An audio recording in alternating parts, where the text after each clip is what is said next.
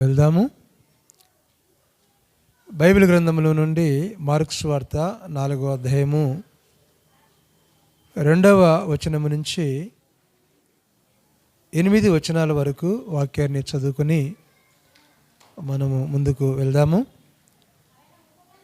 Mark సువార్త 4వ అధ్యాయము 2వ వచనము నుంచి 8 వచనాల వరకు వాక్యాన్ని మనము చదువుకుందాం. ఆయన ఉపమాన రీతిగా చాలా సంగతులు వారికి బోధించుచు తన బోధలో వారితో ఇట్లా నేను వినుడి ఇదిగో విత్తువాడు విత్తుటకు బయలు వెళ్ళెను. వాడు విత్తుచుండగా కొన్ని విత్తనములు త్రోవ ప్రక్కన పడెను. పక్షులు వచ్చి వాటిని మృంగివేశాను. కొన్ని చాలా మన్ను లేని రాతి నేలను పడెను. అక్కడ మన్ను లోతుగా ఉండనందువలన అది వెంటనే మొలిచెను గాని సూర్యుడు ఉదయింపగానే అవి మాడి వేరు లేనందున ఎండిపోయాను. కొన్ని ముండ్ల పొదలలో పడెను. ముండ్ల పొదలు ఎదిగి వాటిని అణిచివేసిన గనుక అవి ఫలింపలేదు. కొన్ని మంచి నేలను పడెను. అవి మొలచి పెరిగి పైరై 30 60 నూరంతలుగాను ఫలించెను. దేవునికి స్తోత్రం. హల్లెలూయా. ప్రియులారా, 4 భాగాలుగా దేవుని వాక్యములో ఇందులో మనం చూస్తూ ఉన్నాం. అంటే 4 రకాలైనటువంటి మనుషులు, 4 రకాలైనటువంటి హృదయాలు, 4 రకాలైనటువంటి జీవితాలు. విత్తనము అన్నప్పుడు తనైన దేవుడు మనకు జ్ఞాపకం వస్తాడు. ఆయా విత్తనములను ఆదికాండం 1వ అధ్యాయం 12వ వచనంలో ఆయా విత్తనములు, ఆయా చెట్లు, వాటి గురించి అక్కడ విత్తనాల గురించి వ్రాయబడి.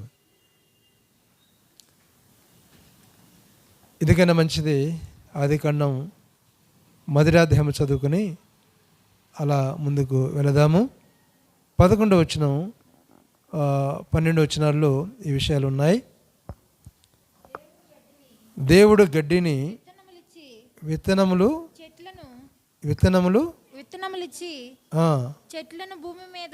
చెట్లను భూమి మీద తమ జాతి ప్రకారము తమలో విత్తనము గల ఫలమిచ్చు ఫలవృక్షములను భూమి మొలిపించునుగాకని పలకగా ఆ ప్రకారము అయ్యను. ఏంటండి? విత్తనాల గురించి వ్రాయబడి.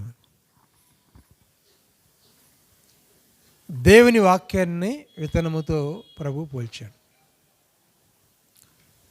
ఇక్కడ ఏమైతే ఆయన పలికాడో, అనగా దేవుడు ఏమైతే పలికాడో వాటి ప్రకారం సృష్టి ఏర్పడినటువంటి క్రమాన్ని బైబిల్ గ్రంథంలో మనం చూస్తున్నాం. ఆయన చెప్పిన ప్రకారం సృష్టి ఏర్పడింది. అది బైబిల్ గ్రంథంలో మనం చూస్తూ ఉన్నాం. దేవునికి స్తోత్రం. వెలుగు కలుగునుగాక అంటే వెలుగు కలగడం ఎంత అద్భుతమో. అంటే ఆకాశమును, భూమిని, సముద్రాలను కలుగునుగాక అనగానే అవి కలిగినవి, తయారైనవి, కలిగినవి అని బైబిల్లో చూస్తున్నాం. విత్తనం అన్నది విలువైనది. విత్తనం తద్వారా ఉత్పత్తి, రీతిగా ఫలించటం. చెట్టు ఏ విధంగా ఫలిస్తుందో, విత్తనం ఏ విధంగా అది మొలిచి ఫలిస్తుందో, మన ఆత్మీయ జీవితం కూడా అలానే ఉండాలని ప్రభువు కోరుతూ ఉన్నాడు. మన ఆత్మీయ జీవితం అలా ఉండాలి. అంటే దినదినము వాక్య సహవాసములో ఆ రీతిగా ఎదగాలని ప్రభు కోరుతూ ఉన్నాడు. విత్తనము దేవుని వాక్యం. ప్రియులరా, యూదా అక్కడ భూమిని దున్నటం, తర్వాత ఆ ఇశ్రాయేలు చదును చేయటం అని కూడా వాక్యములో చూస్తాం. అంటే వారు మాట్లాడే విధానం, దేవుని యొక్క వాక్యం మాట్లాడేటువంటి విధానం. అది హోషేయ గ్రంథం 10వ అధ్యాయం 11-12 వచనాల్లో చూస్తే విత్తనాలు వారి గురించి రాయబడి ఉంది. చదవండి. 10వ అధ్యాయం 12వ వచనం. నీతి అంటే దాని ముందు ఇంకా ఉంది యూదా గురించి. అక్కడ భూమిని సేదపరచటం,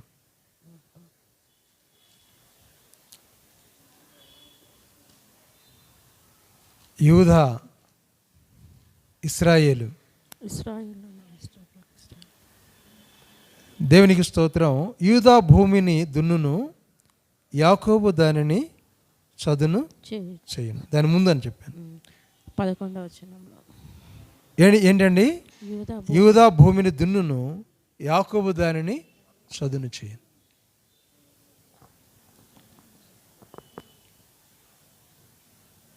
వారి వంశమే, అంటే యాకోబు నుంచి వచ్చినటువంటి వారే. యాకోబు అంటే ఇశ్రాయేలు. యూదా భూమిని దున్నుతుంది, యాకోబు చదును చేయును. ఒకేసారి విత్తనం వేయరు, చాలా ఉంటాయి ప్రాసెస్. గుంటికి అని అంటారు, తర్వాత దాన్ని నాగీలు అంటారు, గుంటికి అంటారు, గొర్రు అంటారు. తెలుగులో ఈ విధంగా అన్ని క్రమాలు చేసి దాన్ని చదును చేసి ఆ తర్వాత విత్తనం వేయటం అనేది మనం చూస్తాం. ప్రియులరా, అయితే ఇక్కడ వాక్యాన్ని విత్తనముతో పోల్చటం దేవుని వాక్య క్రమంలో మనం చూస్తున్నాం. వాక్యాన్ని విత్తనముతో పోల్చటం ఎట్లనగా ఏమి రాయబడి ఉన్నదనగా, నీతి ఫలించినట్లు మీరు విత్తనం వేయుడి, ప్రేమ అను కోత కోయుడి అన్నాడు. నీతి ఫలించినట్లు విత్తనం వేయుడి, ప్రేమ అనే కోత కోయుడి. దేవుని వాక్యంలో ఏముండాలి? నీతి ఉండాలి. దేవుని వాక్యాన్ని ఎరిగిన మనలో ఏముండాలి? ప్రేమ ఉండాలి. ఎన్ని చెప్పినా నాకు ఆ వరం ఉంది, ఈ వరం ఉంది, నాలో ఇంకా ఎన్నో చెప్తుంటా. క్రైస్తవులో సంఘాలు చాలా ఉన్నాయి కదా, వారు ఈ సంఘంలో ఉన్నటువంటి వారు రకరకాలుగా, అంటే మా సంఘం, మా క్రమం, మా ఆత్మీయ జీవితం, మా పద్ధతి చాలా బాగుంటుంది, మా పద్ధతి చాలా బాగుంటుంది. ఉదాహరణ, ఒక సంఘం ఉంటుంది, మేము ఆత్మ పొందిన వారము అంటుంది. ఇంకొక వారిని ఏమంటారు? వారికి ఆత్మ లేదు అంటారు. ప్రియులరా, ఎప్పుడైతే నువ్వు పాపాలు ఒప్పుకున్నావో, ప్రచాతపడ్డావో, శరీర క్రియలు నశించిపోయాయో, ఆత్మీయ దేవుడు నీలో ఉంటాడు. ఒకసారి ఆలోచన చేసినప్పుడు మనం ప్రశ్నించుకోవాలి, నేను ఏమైతే చేయలేదో దాన్ని మరి కొంతమంది చేస్తున్నారు అని. మేము అక్కడికి వెళ్ళాం కదా, ఆ ఉదయకాల సమయం ముందు ఆ డోర్ తెరిస్తే సెయింట్ ఫ్రాన్సిస్ ఇన్స్టిట్యూట్లో చాలామంది పిల్లలు మోకరించి ప్రార్థన చేస్తారు. రోమన్ క్యాథలిక్ అంటే చదువుకునేవారు చాలామంది ఉన్నారు, చదువుకునేవారు. అంటే అన్ని వర్గాల వారు ఉన్నారు. అందరూ ప్రేయర్ ఉంటుంది, ఆ ప్రేయర్లో అందరూ మోకరించి ప్రార్థన చేస్తారు. చూడండి ఆ నడిపింపు, ప్రభువులోకి నడిపించటం, ఆత్మీయ జీవితంలోకి నడిపించటం. నీతిగా నడవటం, ప్రేమ కలిగి ఉండటం చాలా గొప్పది బైబిల్ గ్రంథం. అలా నడవాలంటే బైబిల్ చెప్పే మాట, శరీరానుసారులు శరీరరీతిగా నడుస్తారు, ఆత్మానుసారులు ఆత్మీయంగా నడుస్తారు. శరీరానుసారమైన మనసు మరణం, ఆత్మానుసారమైన మనసు జీవమును సమాధానమునై ఉన్నది, ప్రేమై ఉన్నది. ఎన్ని చెప్పినా క్రియలు లేకపోతే నీ తలాంతులు, నీ చాకచక్యం, నీ మాటలు అవన్నీ అక్కర్లే దేవునికి. మన వాక్చాతుర్యం ఇవన్నీ కాదు. ప్రతిదినం ప్రభువులో ఎట్లా నడుస్తున్నావో, ఏ విధంగా ఎదుగుతున్నావో అన్నది ముఖ్యం. ప్రతిదినము ప్రభువులో ఎట్లా నడుస్తున్నాను, ఏ విధంగా ఎదుగుతున్నాను అన్నది ముఖ్యం. సంపద, సిరి సంపద, వెండి బంగారాలు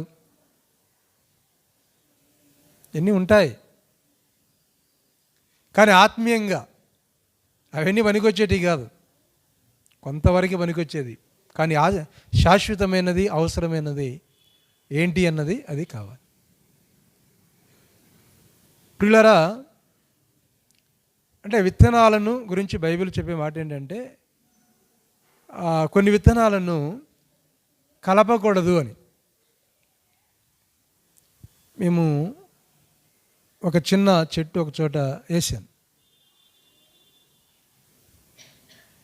తర్వాత దాంట్లో పాస్టమ్మ ఇంకొక వేరే వేస్తాను. నేను అరిచాను, ఎందుకు అక్కడ వేసేది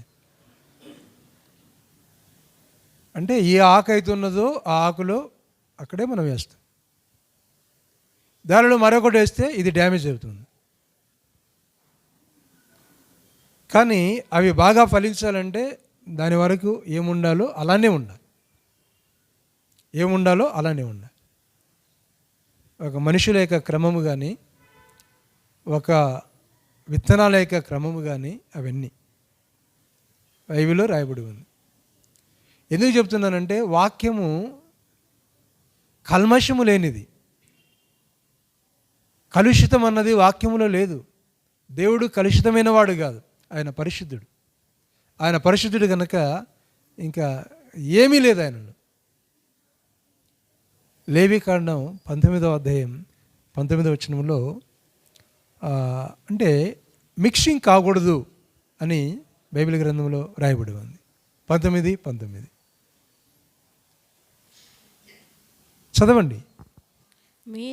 మీరు నా కట్టడలను ఆచరింపవలెను, నీ జంతువులను ఇతర జాతి జంతువులను కలవనీయకూడదు, నీ పొలములో వేరు జాతుల విత్తనములు చల్లకూడదు. ఏమన్నాడండి? వేరు జాతుల విత్తనములు చల్లకూడదు. అంటే విత్తనం ఇది భౌతికమైనది, విత్తనము దేవుని వాక్యముతో పోల్చటం. దేవుని వాక్యమే దేవుడు, పరిశుద్ధమైన వాడు. ఎంత పవిత్రుడో, ఎంత పరిశుద్ధుడో దేవుడు. దేవునికి స్తోత్రం. దేవుని వాక్యము విత్తేవాడు మనిషి కుమారుడు అని బైబిల్ గ్రంథంలో రాయబడి ఉంది. మనిషి కుమారుడు ఆయన దేవుని యొక్క వాక్యాన్ని విత్తుతూ ఉన్నాడు, అనగా యేసు ప్రభువారు. ఆయన విత్తాడు, ఆ భారం మన మీద పెట్టాడు. మనం కూడా దేవుని వాక్యాన్ని విత్తుతూ ఉన్నాం, దేవుని వాక్యాన్ని చెబుతూ ఉన్నాం. ప్రియులరా, జ్ఞాపం చేసుకుందాం. మొదటి భాగము, ఆ విత్తే వ్యక్తి కొన్ని విత్తనాలు త్రోవ పక్కన పడ్డాయి అని. త్రోవ పక్కన పడ్డాయి. మనిషి కుమారుడు విత్తుతూ ఉన్నాడు, విత్తనాలు విత్తేవారు విత్తుతూ ఉన్నారు, త్రోవ పక్కన పడ్డాయి అని బైబిల్ గ్రంథం సెలవిస్తుంది. ఏంటిది? త్రోవ పక్కన పడ్డాయి గనక పక్షులు వచ్చాయి, వాటిని ఎత్తుకుని పోయాయి. అంటే పొలంలో పడితే ఎత్తుకుని పోవా? ఈ మొక్కజొన్న ఇవి నాటేవారు, వారు నాటుతారు, విత్తనాలను పక్షులు ఎత్తుకొని పోతూ ఉంటాయి కాబట్టి వాళ్ళు కావిలు ఉంటారు. కావిలు ఉండి విత్తనాలు అవి తినిపోకుండా వారి కావిలు ఉంటాయి. ప్రియులారా, విత్తనాలు చల్లారు, త్రోవ పక్కన పడ్డాయి. అంటే విత్తనాలు చల్లేవాడు త్రోవ పక్కన, రాతి నేల మీద, ముండ్ల పొదలో వెయ్యాలనుకుంటాడా? అనుకోడు. కానీ భూమి ఆ విధంగా ఉంటుంది, భూమి ఉంటుంది కాబట్టి ఆ భూమిలో రాళ్ళు ఉంటాయి, అక్కడక్కడ మొలకలు, కంప మొలకలు చిన్న చిన్నవి అవి ఉంటాయి, ఇలా ఉంటాయి. ఇక్కడ మాట్లాడితేటువంటి విధానము గమనించినట్లయితే ప్రియులరా, ఏమిటి అంటే లోకముతో స్నేహము అని మనకు అనిపిస్తుంది. ఇక్కడ వ్యక్తి గురించి మనం తీసుకోవాలి. ఆ వ్యక్తి గురించి అంటే ప్రతి ఒక్కరికి వాక్యం వినిపిస్తూ ఉన్నారు, తెలియపరుస్తూ ఉన్నారు. కానీ అతడి యొక్క స్నేహము లోకముతో ఉంది. లోకముతో ఉన్నది కనుక అతడు ఆ వాక్యానికి ప్రాధాన్యత ఇవ్వడం లేదు. అతడు ఎలా నడుచుకోవాలో, లేకపోతే ఆమె ఎలా నడుచుకోవాలో అలా నడుచుకుంటున్నారు. ప్రాధాన్యత దేవునికి ఇవ్వడం లేదు, ప్రాధాన్యత దేవుని వాక్యానికి ఇవ్వడం లేదు, ప్రాధాన్యత దేవునికి స్థానము లేదు. కాబట్టి దేనికి చెవి ఎగ్గుతున్నారు అని అంటే దేవునికి కాకుండా చెడుకు చెవి ఎగ్గుతున్నారు, ఈవిల్ థింగ్స్. కాబట్టి ఆ వాటికే చెవి ఎగ్గుతున్నారు, వాటి వైపే మనసు ఉంచుతున్నారు. మంచి చెబుతున్నారు కానీ గ్రహించటం లేదు. అంటే అతను ఎలా ఉన్నాడంటే మార్గములో లేకుండా త్రోవ ప్రక్కన ఉన్నాడు అని అర్థం. మార్గములో లేడు, దేవుని మార్గములో లేడు, సత్య మార్గములో లేడు. దేవుని మార్గములో లేడు, సత్య మార్గములో లేడు. ఎక్కడున్నాడనగా త్రోవ పక్కన ఉన్నాడు. త్రోవ పక్కన ఉన్నాడు. ఈ మధ్య ఒక ఆయన, అంటే నాకు స్నేహితుడు, ఆయన గురించి చెప్తున్నాను. ఆయన వయసు 63 సంవత్సరాలు. మేము స్నేహంగా ఉంటాం, మాట్లాడుకుంటాం. ఆయన సినిమా చూడడానికని హైదరాబాద్ ఏదో ఒక సినిమా హాల్ ఉందంట, బాలకృష్ణ సినిమా ఏదో రిలీజ్ అయిందంట, దానికి పోవాలని ఇక్కడి నుంచి పోయాడు. ఇక నుంచి వెళ్ళడం, అక్కడ లాడ్జింగు, తర్వాత అక్కడ అంతా. నేను ఫోన్ చేశాను, ఎక్కడున్నానంటే నాకు ఆరోగ్యం బాగలేదని ఉదయకాల సభదండి. ఏమంటే ఆరోగ్యం బాగలేదు అంటాను. అది క్యాన్సిల్ అయిందంట, కోర్టు క్యాన్సిల్ చేసిందంట, ఆ సినిమా కూడా క్యాన్సిల్ అయిపోయింది. నేను చెప్తా ఉంటాను, నీ వయసు ఎంత? 63 సంవత్సరాలు. 63 సంవత్సరాల్లో ఈ సినిమా పిచ్చిని నువ్వే ఇలా ఉంటే ఇంకా పిల్లలు ఎలా ఉంటారు? నీకు పుట్టిన పిల్లలు ఎలా ఉంటారు? అంటే ఆ మాటలు వినడానికి, సత్యాన్ని వినడానికి మనకు చోటు ఇవ్వడం లేదు. నేను చాలాసార్లు మన క్రిస్మస్ ప్రోగ్రాం జరిగినప్పుడు పిలిచాను. ఏదో ఒకటి చెప్తాను, లాస్ట్లో మర్చిపోయినా, చూడలేదు అని చెప్తా ఉంటాను. ప్రియులారా, ఇంత ఖర్చు పెట్టుకుని ఎక్కడికో వెళ్ళి ఇలా చేస్తున్నావు. కారణం ఏంటంటే దేవుని మార్గము కాదు, కానీ అపవాది యొక్క మార్గంలో ఉన్నారు. త్రోవ పక్కన ఉన్నారు, అపవాది యొక్క మార్గంలో ఉన్నారు. అలాంటి పరిస్థితి చాలామంది ఉన్నారు. గమనించు, త్రోవ పక్కన ఉండేవారు వీరు దేవుని మార్గంలో లేనివారు. దీని అర్థం అంటే ప్రతి ఒక్కరికి సత్యాన్ని గురించి తెలియపరుస్తూ ఉన్నారు, కానీ వారు మార్గము తప్పిపోతున్నారు కనుక త్రోవపక్క జీవితం, అది త్రోవపక్కన జీవితం. ప్రియులారా, ఆ వాక్యాన్ని నిలుపుకోవడం లేదు. వాక్యాన్ని నిలుపుకోవడం లేదు కనుక సైతాను వచ్చి ఎత్తుకొని పోతా ఉంది. సైతాను తీసుకొని పోతున్నాడు. ఆకాశ పక్షులు వచ్చి ఎత్తుకొని పోతున్నాయి. అక్కడ ఉండకుండా అతని జీవితంలో లేకపోతే ఆమె జీవితంలో వాక్యం ఉండకుండా ఎత్తుకొని పోతున్నాడు. ఉదాహరణగా బైబిల్ గ్రంథంలో 2 సంఘటనలు మనం చూసుకుందాం. న్యాయాధిపతుల గ్రంథం 14వ అధ్యాయం అక్కడ 4వ వచనం ఆ భాగంలో మనం చూస్తే 2వ వచనం అక్కడ మనకు కనిపిస్తుంది. సంసోని యొక్క జీవిత చరిత్ర, అంటే వారి అమ్మ నాన్న ఆయనతో ఏమని మాట్లాడుతున్నారో ఒకసారి మన వాక్యాన్ని చదువుకుందాం. న్యాయాధిపతుల గ్రంథం 14వ అధ్యాయం 14వ అధ్యాయం 2వ వచనం. అతడు తిరిగి వచ్చి తిమ్నాతులో ఫిలిప్తీయుల కుమార్తెలలో ఒకదను చూచి తిని మీరు ఆమెను నాకు ఇచ్చి పెళ్లి చేయవలనని తన తల్లిదండ్రులతో అనగా వారు నీ స్వజనుల కుమార్తెల్లో గాని నా జనులలో గాని స్త్రీ లేదనుకొని సున్నతి పొందని ఫిలిప్తీయులలో నుండి ఆ స్త్రీని నువ్వు కోరుకున్నావా అన్న. బాగా గమనించండి, ఎక్కడున్నాడు? చిన్నప్పటి నుండి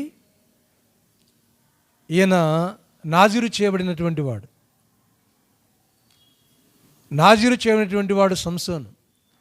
మనోహ అంటే ఒక వయసు అయిన తర్వాత జన్మించినటువంటి వాడు ఈ యొక్క సంసోను.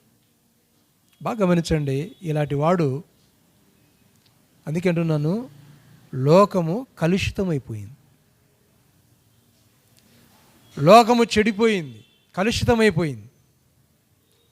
ఒక ప్రతిష్ఠించబడినటువంటి ఈ వ్యక్తి, తల్లిదండ్రులు చిన్నతనం నుంచి పెంచినటువంటి ఈ వ్యక్తి వయసు రాగానే అతని జీవితం మారిపోయింది. దేవుని ఆత్మలో ఉన్నది, దేవుని ఆత్మ ఆయనలో ఉన్నది. ఉన్నప్పటికీ లోకం ఆకర్షించింది. లోకం వైపు చూశాడు. లోకం వైపు చూసి ఏమంటున్నాడు? నాకు ఫిలిప్తీయుల అమ్మాయి నాకు కావాలి. అయ్యా, మన స్వజనములో ఉన్నారు, తర్వాత మన వారిలో ఉన్నారు, స్వకీయుల్లో ఉన్నారు, వారిని వివాహం చేసుకుంటే లేదు, ఆ అమ్మాయి నాకు కావాలి. ఫిలిప్తీయులు బద్ధశత్రువులని మనం ఎరుగుదాం. దేవుని బిడ్డలకు, ఇశ్రాయేలు ప్రజలకు వారు వేరుగా ఉన్నారు అని మనం ఎరుగుదాము. వారిని మనం చూస్తున్నాం. ప్రియులారా, అలాంటి సందర్భాన్ని మనం చూసినప్పుడు ఏమవుతుందండి? ఇక్కడ ఏమవుతుందండి? ఆమె నాకు కావాలి. వినలేదు. ఏమయ్యాడండి? చివరికి ఎంత శత్రువుల బారికి గురైపోయాడో మనం చూస్తున్నాం. ఏ విషయంలో తప్పిపోయాడు సంసోన్ అంటే? స్త్రీ విషయంలో తప్పిపోయాడు. ఎక్కడున్నాడు సంసోన్ అంటే? త్రోవ పక్కన ఉన్నాడు సంసోన్. ప్రియులారా, గమనించు, త్రోవ పక్కన ఉన్నాడు సంసోన్. ఇంత బాధాకరం. దేవుని అనుగ్రహం చేత జన్మించిన వాడు, మనమందరం కూడా అంతే, ఆయన ద్వారా పుట్టినటువంటి వారిని, ఆయన ప్రత్యేకించబడినటువంటి వాడు. బైబిల్ గ్రంథంలో కొంతమంది ఉన్నారు, అంటే వాళ్ళు పుట్టక ముందే వారి పేరు చెప్పటం. దేవుడు బయలుపరచని మనోహ, అక్కడ అతనికి సంసోన్ అని పేరు పెట్టాలి అని. యేసుక్రీస్తు గురించి కూడా అలానే మరికొంతమంది ప్రవక్తలు కూడా ఉన్నారు, నేను చెప్పడం లేదు. ఇది గమనించండి, ఈ వాక్యంలో సంసోన్ గురించి. త్రోవ పక్కన ఉన్నాడు కాబట్టి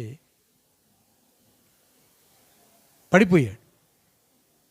అసలు స్టార్టింగే అతను పడిపోయిన దానికి కారణం స్టార్టింగే, ప్రారంభంలో ఈ విషయం ఇలా అయిపోయాడు కనుక, అందుకే తర్వాత పశ్చాత్తపడ్డాడు, తర్వాత బాధపడ్డాడు, తర్వాత మరణాన్ని తెచ్చుకున్నాడు. అక్కడ దేవుని కృప ఆయన మీద ఉన్నప్పటికీ, అంటే ఆయన చేసినటువంటి పొరపాటును బట్టి వచ్చినటువంటి పరిస్థితిని మనము ఇక్కడ చూస్తాం. లూకాసు వార్త 15వ అధ్యాయం 12వ వచనంలో అక్కడ తప్పిపోయిన కుమారుడు అనేది కదా, తండ్రి దగ్గరికి వచ్చి ఏమనుకుతాడండి, తండ్రి ఆస్తిలో నాకు భాగము ఇమ్ము. చిన్నవాడు, పెద్దవాడు అడగాల భాగము, కానీ ఇక్కడ ఎవరు అడిగారండి, చిన్నవాడు వచ్చి నాకు భాగం ఇమ్ము. తండ్రి ఆత్మీయుడే. ఇక్కడ బాగా గమనించండి, తండ్రి ఆత్మీయుడే. కానీ ఏమి జరిగినది అని మనం ఇక్కడ చూసినట్లయితే ప్రియులారా, భయంకరమైనటువంటి పరిస్థితిని మనం చూస్తాం. భయంకరమైనటువంటి పరిస్థితిని చూస్తున్నాం. ఏం జరిగిందంటే భయంకరమైన పరిస్థితి. ఆస్తి అంతా తీసుకుని వెళ్ళాడు, దుర్వ్యాపారములు తిరిగాడు, పాడు చేసుకుని వేశ్యలతో తిరిగాడు. ఇష్టానుసారమైన జీవితం అంటే ఒకటని కాదు, కానీ కొంతమంది ఎప్పుడైనా సాక్ష్యం చెప్తుంటారు, లోకములో లేని అలవాట్లన్నీ నాకున్నాయి అని చెప్తూ ఉంటారు. ప్రభుని ఎరిగిన తర్వాత లోకములో అలా ఉన్నాను అని చెప్తూ ఉంటారు. అలానే లోకములో ఏమున్నాయో అవన్నీ కూడా ఈ వ్యక్తికి ఉన్నాయి. కానీ ఏ కుటుంబం ఇది? రక్షించబడిన కుటుంబమే. ఆ తండ్రి మంచి విత్తనాలు వేసి ఉంటాడు, దేవుని వాక్యం చెప్పి ఉంటాడు. ఆ వాక్యం ఇలా చెప్పినప్పటికీ ఆయన జీవితాన్ని చూస్తున్నాం, చెడిపోయాడు. అంటే పాపము వైపు నువ్వు చూశావంటే అది నీ దగ్గరికి వచ్చేస్తుంది. అంటే అందుకే బైబిల్ గ్రంథంలో అంటే దాని దగ్గరకున్న రానియకుండా ఉండాలి అని బైబిల్ గ్రంథం సెలవిస్తుంది. మనసులో కానీ చూపులో కానీ అసలు రాకుండా ఉంటే రాకుండా ఉండాలని బైబిల్ గ్రంథం సెలవిస్తాం. అందుకే అంటే లోకం అన్నది అంతగా ఆకర్షిస్తుంది.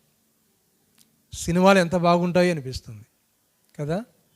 అంటే పాపం అనేది అది తీపిగా ఉంటుంది, అలా ఉంటుంది, తీపిగా ఉంటుంది, ఆ విధంగా ఆకర్షిస్తుంది. కాబట్టి వెళ్ళిపోయాడు. త్రోవ ప్రక్కన సంసోను, త్రోవ పక్కన ఈ చిన్న కుమారు. దేవుని కనికరం ఉన్నది కాబట్టి దేవుడు చివరిగా వారిని రక్షించినటువంటి క్రమాన్ని మనం చూస్తాం. అయితే ప్రియులారా, మనం ఎన్నుకునేటువంటి విధానం ఎలా ఉన్నదో ఒకసారి మనం ఆలోచన చేయాలి. మనం నడిచే విధానం ఎలా ఉన్నది, మనం చేసే పని ఎలా ఉన్నది, అది ఏ విధమైనటువంటి ఆశీర్వాదాలను మనకిస్తుంది అన్న విషయాన్ని మనము జ్ఞాపం చేసుకో. దేవుని వాక్యములో ఇర్మీయా గ్రంథం 6వ అధ్యాయం 16వ వచనములో మార్గములను విచారించుడి, పురాతనమైన మార్గం ఏమిటో దాన్ని కనుగొనండి, మేలైన మార్గం ఏముందో అందులో మీరు నడుచుకోనండి. ఒకసారి చదవండి 6:16 ఇర్మీయా గ్రంథం 6వ అధ్యాయం 16. యెహోవా ఇలాగు సెలవిచ్చుచున్నాడు, మార్గములలో నిలిచి చూడుడి, పురాతనమైన మార్గముల గురించి విచారించుడి, మేలు కలుగు మార్గమేది అని అడిగి అందులో నడుచుకొనుడి. అప్పుడు మీకు నెమ్మది కలుగును. పరలోకములో నెమ్మది ఎవరికి దొరికిందండి? లాజరుకు దొరికింది. ధనవంతునికి దొరకలే, లాజరుకు దొరికింది. పరలోకముల నెమ్మది లాజరుకు దొరికింది. ప్రియులారా, మార్గం ఏమిటో, పురాతనమైన మార్గాన్ని మీరు విచారించాలి, దాన్ని తెలుసుకోవాలి, అందులో నడవాలి. ఇది త్రోవ పక్కన మార్గము కాదు, ఇది మంచి మార్గం. అంటే నీతిమంతులు పోయే మార్గం. యెషయా గ్రంథం 26వ అధ్యాయం 7వ వచనంలో నీతిమంతుల మార్గము సమమైనది, అంటే నీతిమంతులు అందులో నడుస్తారు. నీతిమంతులు ఆయన మార్గములో నడుస్తారు. అది ఎలా ఉన్నదంటే అది సమమైనది. ఎలా ఉన్నది? అది సమమైనది. జ్ఞాపం చేసుకో. నీతిమంతుల మార్గం అన్ని విధాలుగా మంచిది, అన్ని విధాలుగా ఆశీర్వాదం. ఆ నీతిమంతుని యొక్క మార్గం. ప్రియులారా, పాపము భయంకరమైనది. యవనస్తుల యొక్క జీవితంలో లోకం ఆకర్షించి పడేస్తాం. ఎక్కడ పడేస్తుందంటే పాపములో పడేస్తుంది. ఆత్మహత్యలు చేసుకుంటున్నారు, చనిపోతున్నారు. కారణం ఏమిటి అంటే ఆ తర్వాత వచ్చేటువంటి పనిష్మెంట్. అంటే ప్రతిదానికి మేలు చేసిన వాడికి ఆ ప్రతిఫలం ఉంటుంది, కీడు చేసిన వాడికి ఆ ప్రతిఫలం ఉంటుంది. మంచి ప్రతిఫలం మంచికి ఉంటుంది, చెడు ప్రతిఫలం చెడుకు ఉంటుంది, ఖచ్చితంగా ఉంటుంది. ప్రియులారా, జ్ఞాపం చేసుకో, కంపల్సరీ దట్ ఈస్ రివార్డ్.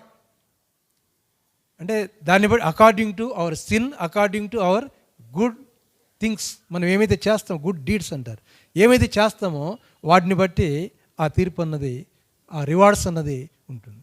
జ్ఞాపం చేసుకో ఎలా ఉన్నదో. అందుకే యోహాను సువార్త 14:4 ఏమన్నాడు? నేనే సత్యమును, నేనే మార్గమును, నేనే జీవమును, నా ద్వారానే తప్ప తండ్రి యొద్దకు ఎవరు కూడా వెళ్ళలేరని బైబిల్ గ్రంథం సెలవిస్తున్నటువంటి మాటను బైబిల్ గ్రంథంలో మనం చూస్తున్నాం. ప్రియులారా, రెండవదిగా మనం గమనించినప్పుడు, రెండవదిగా రాతి నేల అని ఉంటుంది. ఏంటంట? రాతి నేల. ఎంత భయంకరమో ప్రియులారా, రాతి నేల. రాతి నేల ప్రియులారా, విత్తనాలు విత్తాడు. అంటే మనుషుల్లో అన్ని రకాలైనటువంటి వ్యక్తులు ఉన్నారు.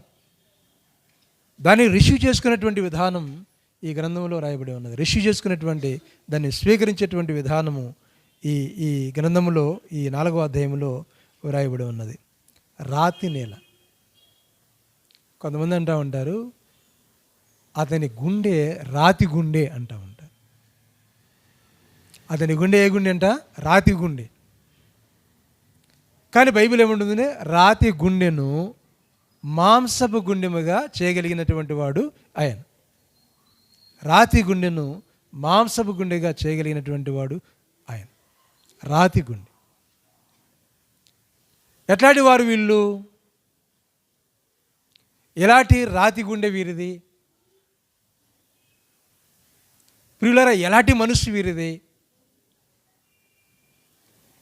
చాలా బాధ అవుతుంది జ్ఞాపం చేసుకున్నప్పుడు, వాక్యానికి జ్ఞాపం చేసుకున్నప్పుడు చాలా బాధ అవుతుంది. వాక్యానికి జ్ఞాపం చేసుకున్నప్పుడు బాధ అవుతుంది, చాలా బాధ అవుతుంది. కారణం ఏంటంటే, బైబిల్ గ్రంథంలో ఒక రాజు ఉన్నాడు. ఆ రాజు భార్య వారు మనకు కనిపిస్తారు. అది చాలా భయంకరమైనటువంటి పరిస్థితి, చాలా భయంకరమైనటువంటి పరిస్థితి రాజుల గ్రంథంలో. అంటే యెజెబెలు, అంటే ఆహాబు, యెజెబెలు వారిని మనం చూసినప్పుడు దేవుని వాక్యంలో 2వ రాజుల గ్రంథం 5వ అధ్యాయము 25-26 వచనాల్లో ఆ రావినటువంటి విషయాలు మనం చూస్తాం. చూడండి.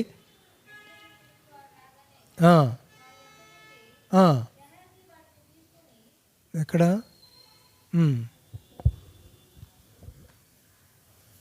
ఇది గెహాజీ గురించా? ఓకే.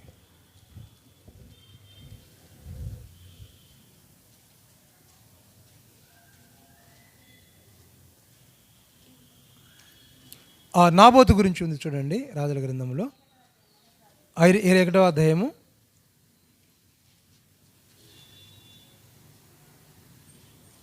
'నాబోతు పొలాన్ని ఆశించటం'.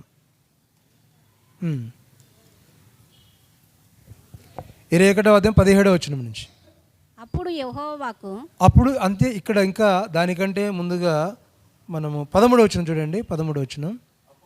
అప్పుడు పనికిమాలిన ఇద్దరు మనుష్యులు సమాజంలో ప్రవేశించి అతని ఎదుట కూర్చుండి, నాబోతు దేవునిని రాజును దూషించినని జనుల సమక్షమున నాబోతు మీద సాక్ష్యం పలకగా, వారు పట్టణపు బయటికి అతన్ని తీసుకుని పోయి రాళ్లతో చావగొట్టిరి. చూడండి ఎలాంటి రాతి గుండె వీరిది గమనించండి. చూడండి, నాబోతు రాతి దెబ్బల చేత యెజెబెలు విని, నాబోతు సజీవుడు కాడు, అతడు చనిపోయిన గనుక నీవు లేచి యెజ్రెయేలుడైన నాబోతు క్రయమునకు నీకియ్యనొల్లకపోయిన అతని ద్రాక్ష తోటను ఏం చేశాడంటే ద్రాక్ష తోటను స్వాధీనపరుచుకున్నారు. యెజెబెలు అంటే అహాబు, యెజెబెలు కలిసి వారు చేసినటువంటి పని ఎంత భయంకరమో గమనించండి. అక్కడే ఉన్నటువంటి వ్యక్తే ఎలీషా ప్రవక్త దగ్గర అక్కడ ఉన్నటువంటి ఆయన మనం చూస్తూ ఉన్నాం. గేహాజీ ఎలిషా దగ్గర ఉంటాడు, అది మళ్ళీ వస్తుంది. కానీ ఇక్కడ వీళ్ళు దేవుని ఎరిగినటువంటి వారు, రాజుగా ఉన్నటువంటి వారు. తెలియదా? ఇశ్రాయేలు రాజు ఆహాబు, ఇశ్రాయేలు రాజు వారు కలిసి, భార్య భర్తలు కలిసి, భార్య ఇంకా దుష్టురాలు కలిసి ఏం చేశారండి, అక్కడ చంపివేసినటువంటి విధానాన్ని మనం చూస్తాం. ఎలా ఉన్నది అంటే రాతి గుండె. ఏంటండి? రాతి గుండె. అలాంటి పరిస్థితి ఈ యొక్క వాక్య భాగములో మనం చూస్తున్నాం. గమనించండి. రెండవదిగా మనకు అననీయ సప్పీరా అనేటువంటి వారు కూడా కనిపిస్తారు. వారు కూడా దేవుని ఎరిగినటువంటి వారు. అపొస్తలుల కార్యం 5వ అధ్యాయం 5వ వచనంలో, 5వ అధ్యాయం 10వ వచనంలో ఆ ఇద్దరు మరణించినటువంటి సందర్భాన్ని మనం చూస్తున్నాం. ఇద్దరు మరణిస్తారు. కారణం ఏంటి అంటే రాతి గుండె. ఏంటండి? రాతి గుండె. గమనించండి. ఇలాంటి జీవితాలను ఈ వాక్య భాగంలో మనం చూస్తూ ఉన్నాం. అంటే దేవుని గురించి ఎరిగి, దేవుని గురించి తెలుసుకొని అలా ఉండి కూడా ఈ ప్రవర్తించేటువంటి విధానము చాలా క్రూయల్ అని మనం చెప్పాలి. చాలా క్రూయల్, కఠినమైనది. ఎంత బాధకరం అండి, చాలా కఠినమైనది. ప్రియులారా, మూడవది ముండ్ల పద. ముండ్లు గుచ్చుకుంటాయి. అరే పరికంపరా, దాని జోలి పోవద్దు అని చెప్తూ ఉంటారు. అంటే మనం వెళ్తూ ఉంటేనే అది తగులుకుంటుంది, పరికంప, దాని జోలి వెళ్ళొద్దు అంటారు. అంటే పరికంప లాంటివి. ఏంటి వీరికి అంటే అక్కడ లోతుగా వాక్యము లేదు గనక, అంటే రెండవ భాగంలో రాయిగా ఉన్నది కనుక వాక్యాన్ని లోతుగా వారు తీసుకోలేదు. అందుకే కీర్తన గ్రంథం 1వ అధ్యాయం 1వ వచనంలో ఆ దుష్టుల ఆలోచన చొప్పున నడవక, పాపుల మార్గమున నిలవక. అంటే వీళ్ళ ఫెలోషిప్ అంతా ఎవరితో ఉన్నది అంటే రెండో భాగంలో అంతా దుష్టులతోనే ఉన్నది. దుష్టులతో ఉంటే ఇంక వాక్యం ఎక్కడ పనిచేస్తుంది? వాళ్ళ పని చేయదు. ప్రియులరా, చాలా శుభ్రంగా ఉండాలి, చాలా నీట్గా ఉండాలి. ఆ శుభ్రంగా నీట్గా ఉన్నప్పుడే ఆ దేవుని వాక్యం పనిచేస్తుంది. మనము దేవుని దగ్గరికి వచ్చేటప్పుడు కదా అని చెప్పాను కదా, క్షమాపణ అడగటం, మనం పశ్చాత్తాపడడం, క్షమాపణ అడగటం, కన్నీరు గార్చటం, తర్వాత దేవుని వాక్యాన్ని మనం స్వీకరించటం, అప్పుడే పనిచేస్తుంది, లేకపోతే పనిచేయదు. ప్రియులరా, మూడవదిగా ముండ్ల పదల్లో కొన్ని విత్తనాలు. ఆ 4 భాగాలు 4 హృదయాలు. గమనించండి, విత్తనాలు ఎలా అలా ఉన్నాయి. ముళ్ళకంప ఏంటి అనగా ధన వ్యామోహం. ధనము కావాలి, ధన వ్యామోహం. చాలా బాధాకరం ఆ విషయం. ప్రియులరా, ఆ వివరాలు అక్కడే, అంటే 4వ అధ్యాయం 15 నుంచి 20 వరకు మార్కు సువార్తలో అక్కడ ఉన్నాయి. అయితే ఇప్పుడు మనం 2వ రాజుల గ్రంథానికి రండి. 2వ రాజుల గ్రంథం 5వ అధ్యాయంలో దేవుని వాక్యాన్ని మనం చూస్తే అక్కడ ఈ గేహాజీ సంగతి మనకు కనిపిస్తుంది. ఎలీషా ప్రవక్త ఆయన ఏమంటున్నాడో మనము చూస్తాం.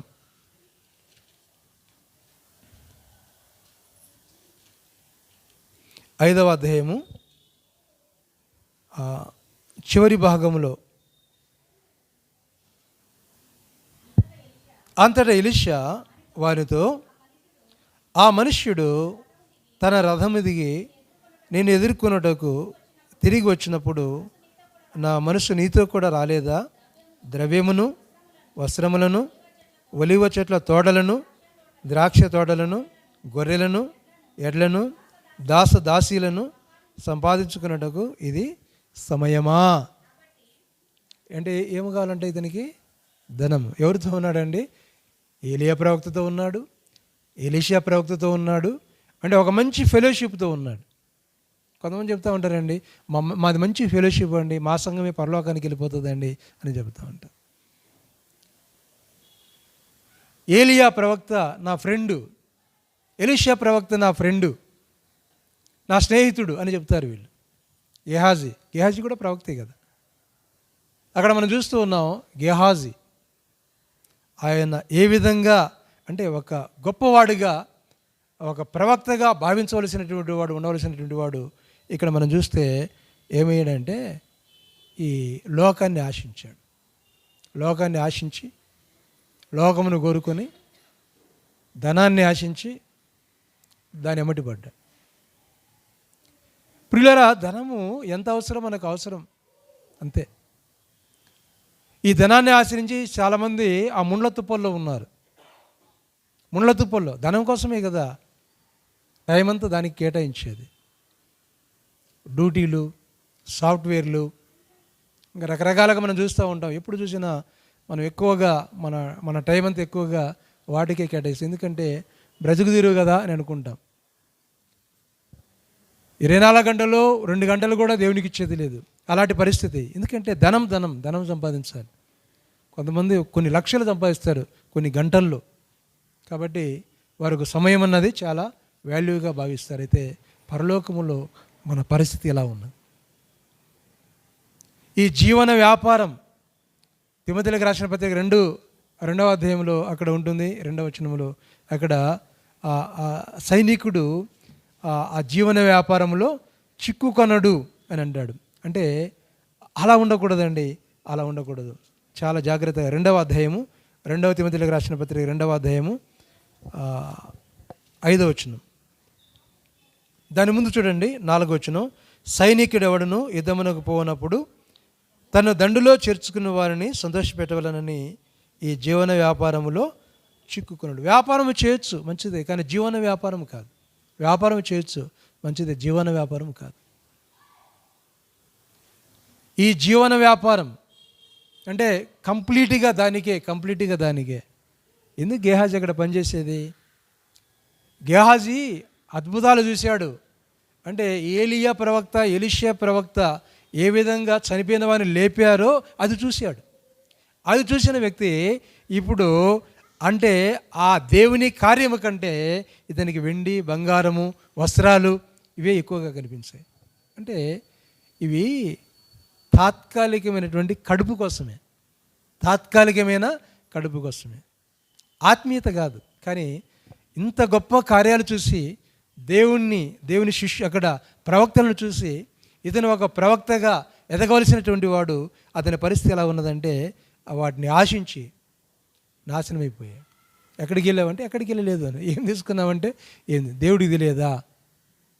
ప్రవక్త తెలియపరిచాడు. ఇది సమయమా? ద్రాక్ష తోటలు, వెండి బంగారు సంపాదించుకునే సమయమా?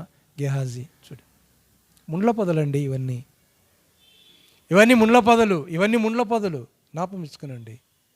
కాబట్టి నువ్వు త్రోవ ప్రక్కన ఉన్నవాడిగా ఉండకూడదు, రాతి నేల మీద ఉన్నవాడిగా ఉండకూడదు, ముండ్ల పొదలో ఉన్నవాడిగా ఉండకూడదు అని దేవుని వాక్యం సెలవిస్తుంది. అయితే వాక్యం సెలవిస్తూ ఉంది, మంచి నేలన పడిన విత్తనం. మంచి నేలన పడిన విత్తనం ఎలా ఉండాలంటే మంచి నేలన పడిన విత్తనంలాగా ఉండాలి. అంటే ఆ రీతిగా మంచి నేల పడిన వారు ఎలా ఉంటారంట? 30 దంతలుగాను, 60 దంతలుగాను, 100 దంతలుగాను, 30 దంతలుగాను, 60. ఏ విషయంలో? ఆస్తిలో కాదు, ఆత్మీయ జీవితంలో. ఆస్తిలో కూడా ఉండొచ్చు. నేను ఈ మధ్య 2 విషయాలు ప్రార్థన చేస్తూ ఉన్నాను. సంఘాన్ని గురించి జ్ఞాపకం వస్తూ, ప్రభువా మమ్మల్ని ఆత్మీయంగా అభివృద్ధిపరచు, ఆర్థికంగా కూడా మమ్మల్ని అభివృద్ధిపరచు. అంటే రెండు అవసరం. అంటే ఆర్థికంగా ఎంతవరకు అంతవరకు. మందిరాన్ని కట్టాలి, డబ్బు కావాలి, ఆర్థికంగా ఎదగాలి. ఆత్మీయంగా ఎదగాలి, ఆర్థికంగా ఎదగాలి. మా బిడ్డలు కూడా ఆ మందిరానికి వచ్చేవారు బిడ్డలు ఆర్థికంగా కూడా కొంత ఎదగాలి. మంచిదే కానీ పంచాలని బైబిల్ సెలవిస్తుంది. ఆర్థికంగా ఎవరైతే ఎదిగారో వారు పంచాలి. అది చాప్టర్ కాదు కాబట్టి నేను చెప్పడం లేదు. ఆర్థికంగా ఎదిగిన వారు నీ కోసం కాదు, నీ కోసము, నీ పొరుగువారి కోసం అది జ్ఞాపకం ఉంచుకోవాలి. నీ కోసం, నీ సంఘం కోసం జ్ఞాపకం ఉంచుకోవాలి. ఆ విధంగా చేయాలి. ప్రియులారా, ఒక ఆత్మీయుడు అనగా ఇస్సాకు, ఆదికాండం 26వ అధ్యాయం 12వ వచనంలో అంటాడు, ఇస్సాకు ఆ దేశమందున్నవాడై విత్తనం వేసి నూరంతలుగా ఫలము పొందిన. దేనికి స్తోత్రం. హల్లెలూయా. ఏంటంట, ఇస్సాకు విత్తనం వేసి ఎలా పొందాడండి? నూరంతల ఫలాన్ని ఉంది. ఆ దేశం ఉన్నవాడ, ఏ దేశం, గెరారు, ఏ దేశంలో ఉన్నా ఎలా ఉన్నా ఆయన ఎలా ఉన్నాడంటే ఆ దేశం ఉన్నవాడై ఆయన నూరంతల ఫలాన్ని పొందాడు. ప్రభువా నిన్ను వెంబడిస్తే మాకేమి దొరుకుతాయంటే, ప్రభు అన్నాడు, నా నిమిత్తము తల్లినైనా, తండ్రినైనా, భార్యనైనా, పిల్లలనైనా ఇహమందు విడిచిన పెట్టువాడు నూరంతలుగా దేవుని యొక్క రాజ్యంలో ప్రతిఫలాన్ని పొందుతాడు. రమేష్ అన్నకి ఏముంది ఆస్తి అని అనుకోవచ్చు, రమేష్ అన్నకి ఎవరున్నారు అని అనుకోవచ్చు. కానీ ఏమైతే రమేష్ అన్న ఇక్కడ పోగొట్టుకుంటాడో అది పరలోకములో ఉంటుంది. మనం కూడా అంతే ఎవరమైనా. కాబట్టి ఈ లోకంలో ఎంత జాగ్రత్తగా, ఎంత మెలకువగా, ఆత్మీయముగా మనం నడుస్తామో, ఎంత మనం బ్యాలెన్స్గా నడుస్తామో దేవునిలో, అంత దీవెనలు పరలోకంలో ఉంటాయి. ఇక్కడ కనపడిన వారు, సిరి సంపద కలిగిన వారు అక్కడ కనపరు పరలోకంలో. ధనవంతుని కనపడలేదు కదా. ఎక్కడున్నాడండి? లాజరు ఎక్కడున్నాడండి? పరలోకంలో నెమ్మది పొందుతూ ఉన్నాడు. గమనించండి. కాబట్టి ప్రియ సోదరి సోదరులారా, మనము నూరంతలుగా, అంటే 30 60 100 ఫలించాలని ప్రభు కోరుతూ ఉన్నాడు. కాబట్టి విత్తనాలు విత్తబడుతూ ఉన్నాయి. సంసోన్లాగా తప్పిపోయిన కుమారులాగా, అంటే మొదట వారి ప్రారంభంలో వారు తప్పిపోయారు, వారు చూస్తున్నాం. గేహాజీలాగా మనం ఉండకూడదు. ఆహాబు యజేబెల్లాగా మనం ఉండకూడదు. అననీయ సప్పీరలాగా మన జీవితం ఉండకూడదు. మన జీవితం ఎలా ఉండాలంటే ఆత్మీయ జీవితం. దినదినము అంటే వేరుపారి, బైబిల్ గ్రంథంలో వేరుపారి 30 60 100. ఒకసారి జ్ఞాపకం చేసుకుందాం. మనము ఈ ప్రార్థన ముగిసిన తర్వాత మనం ఇంటికి వెళ్ళి జ్ఞాపకం చేసుకోవాలి. ఆ వెళ్ళకముందే జ్ఞాపకం చేసుకోవాలి. ఆత్మీయముగా అన్ని విషయాల్లో నేను వర్ధిల్లుతూ ఉన్నానా? నా ఆత్మీయ జీవితం వర్ధిల్లుతూ ఉందా? లేకపోతే బలహీనపడుతూ ఉందా? లేకపోతే నేను దేవునికి చోటు ఇవ్వలేదు కనుక సైతాన్ని ఎత్తుకుని పోతున్నాడా? నేను వాక్యం చదవలేదు కనుక వేరు నాలో లేకుండా ఉండకుండా పోతుందా ఏంటి? ఇర్మీయా గ్రంథం 17వ అధ్యాయంలో అక్కడ 5-6 వచనాలు, అక్కడ ఆయన నమ్మిన వారు యోరన, అంటే నాటబడిన వారై ఆకువాడక తన కాలమందు ఫలము. ఎవరండి? దేవుణ్ణి నమ్మినవారు, ప్రభువుని నమ్మినవారు తన కాలమందు ఫలమిచ్చే చెట్టు వల్లే వారు ఉంటారని బైబిల్ గ్రంథం సెలవిస్తుంది. అంటే నీటి వాగులో నాటబడిన చెట్టు ఏ విధంగా ఆకువాడక తన కాలమందు ఫలం ఇచ్చును, మనము దేవునికి దగ్గరగా ఉన్నప్పుడు, యేసయ్యకి దగ్గరగా ఉన్నప్పుడు, దేవునికి దగ్గరగా ఉన్నప్పుడు, ఆత్మీయంగా దగ్గరగా ఉన్నప్పుడు ఇవన్నీ మనకు వస్తాయండి. అంటే 30 60 100 ఆత్మీయంగా మనము పండిపోతాం. ఒక విధంగా చెప్పాలంటే పండిపోతాం. యేసుక్రీస్తు అలా చేయడానికే ఈ లోకానికి ఆయన వచ్చాడు. ఆయన బోధ విలువైనది, ఆయన మాటలు విలువైనవి, ఆయన మరణము విలువైనది. అంతా మన కోసమే. ఏం చేశాడండి? అంతా మన కోసమే. ఆయన ఫలించాడు కనుకనే ఆయన కూడా సమాధి చేయబడి 3వ దినాన్ని తిరిగి లేచాడు. అదే ఫలింపు. 3వ దినాన్ని తిరిగి ఆయన లేచాడు. దేవునికి స్తుతి. ప్రార్థన చేసుకుందాం. ప్రేమ కలిగిన దేవా, పరిశుద్ధుడా, మీ ఘనమైన పరిశుద్ధమైన పాదములకునైనా వందనాలు, స్తోత్రాలు, కృతజ్ఞతలు.